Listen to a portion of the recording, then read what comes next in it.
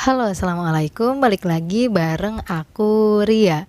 Gimana nih kabar teman-teman semuanya? Sehat-sehat selalu ya. Nah, baik di episode malam ini aku mau coba sharing kebiasaan yang membuat uang jadi lebih awet. Nah, buat yang pengen tahu pembahasannya, boleh simak video ini sampai selesai. Tapi sebelum lanjut, aku mau ngasih informasi dulu nih buat teman-teman yang lagi nyari alat nabung, misal celengan target, dompet disiplin atau binder untuk budgeting, boleh banget klik keranjang yang ada di layar atau langsung saja ke deskripsi. Di sana sudah ada linknya. Mudah-mudahan bisa bermanfaat. Baik, langsung aja yang pertama, kebiasaan yang membuat uang jadi lebih awet yaitu bergaya hidup di bawah kemampuan. Orang boros biasanya kehabisan uang karena bergaya hidup di atas kemampuan. Gak mampu tapi maksain, gak ada uangnya tapi maksain, minjem, nyicil. Nah, orang-orang pada umumnya biasa hidup sesuai dengan kemampuan. Ada uangnya, mampu beli, ya beli. Nah, sementara orang sederhana biasanya hidup di bawah kemampuan. Ada uangnya, mampu beli, tapi enggak beli. Karena apa? Ngerasa itu bukan kebutuhan dia. Enggak kepaksa, enggak tertekan, enggak ditahan, tapi emang enggak beli aja. Meskipun uangnya ada, tapi enggak beli. Karena dia sudah berada di titik paling nyaman, ya, paling nyaman sama dirinya sendiri. Udah enggak ke bawah orang lain, udah enggak ngikutin standar orang lain. Nah, untuk bisa seperti itu perlu dilatih, ya, dengan cara ya kita menahan dulu apa yang menjadi keinginan kita sekiranya tidak terlalu penting, ya enggak usah dibeli ya. Meskipun mampu beli, nanti lama-lama akan terbiasa. Kita akan tahu mana yang harus kita utamakan, mana yang tidak harus kita utamakan. Jadi gak bakalan tertekan, kesananya bakal ya males aja gitu. Ah, ngapain beli kayak ginian? Ah, ngapain ngikutin orang lain meskipun uangnya ada, tapi lebih memilih untuk tidak membelinya. Coba deh teman-teman ya, kalau pengen membiasakan seperti itu bisa dilatih. Kataku tadi mungkin untuk awal-awal agak susah ya, agak kepaksa, tapi nanti kesananya bakalan sudah terbiasa. Kalau sudah terbiasa benar-benar nyaman, karena teman-teman udah masuk pada fase dimana kebutuhan itu jauh lebih penting, ketenangan itu jauh lebih penting daripada kesenangan ya. Kemudian yang kedua yaitu mau mencari penghasilan tambahan. Satu sumber penghasilan sebenarnya cukup ya, nggak kekurangan. Tapi memilih untuk mencari penghasilan tambahan. Bukan karena ambisi pengen ngumpul-ngumpul harta, bukan. Tapi lebih ke sadar jika kondisi keuangan nggak akan selalu stabil. Pekerjaan nggak akan selalu lancar. Pasti suatu saat akan ada kendalanya. Mau itu kehilangan pekerjaan utama atau penghasilannya menurun.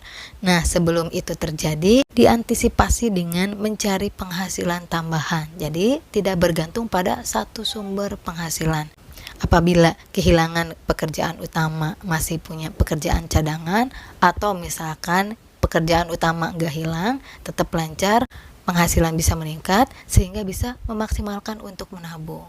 Nah, itu ya. Jadi, silakan teman-teman coba cari penghasilan tambahan, gak usah besar-besar, yang penting ngisi waktu luang aja ya. Daripada waktu luangnya dipakai untuk kegiatan yang bisa ngebuat boros, mendingan cari kegiatan yang sekiranya bisa menghasilkan. Asah bakatnya, asah skillnya, asah hobinya, gimana biar waktu yang kita gunakan itu produktif, gak sia-sia ya. Kemudian yang ketiga, kebiasaan yang membuat uang jadi lebih awet yaitu tidak mudah berhutang. Nah, biasanya kan kalau ada pinjaman ya, ada yang ngasih pinjam kayak gitu pada antusias. Apalagi kalau ada pinjaman yang bunganya 0%. Nah, sebenarnya jangan terlalu antusias, jangan terlalu senang ya.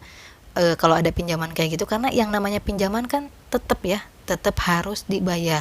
Apalagi nanti uang pinjamannya nggak dipakai untuk usaha, dipakai untuk membeli ibaratnya yang berupa keinginan atau membeli yang kurang penting. Nah, itu malah mempersulit kita nantinya. Karena apa? Ya itu yang ngebuat uang gajian cuma numpang lewat. Jadi pas gajian uangnya habis untuk bayar utang. Nah, selain itu juga akan ngebuat diri kita tidak disiplin.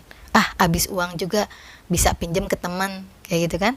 Nah, sementara kalau kita tidak mudah berhutang, otomatis kan kita akan lebih hati-hati dalam pengeluaran. Gimana caranya agar uang kita itu bisa cukup? Nah, jadi jelas ya, dengan kita tidak mudah berhutang, itu akan ngebuat kita lebih disiplin dalam pengeluaran, uang gak bakalan cepat habis, dan gajian pun gak bakalan cuma numpang lewat doang, kayak gitu ya.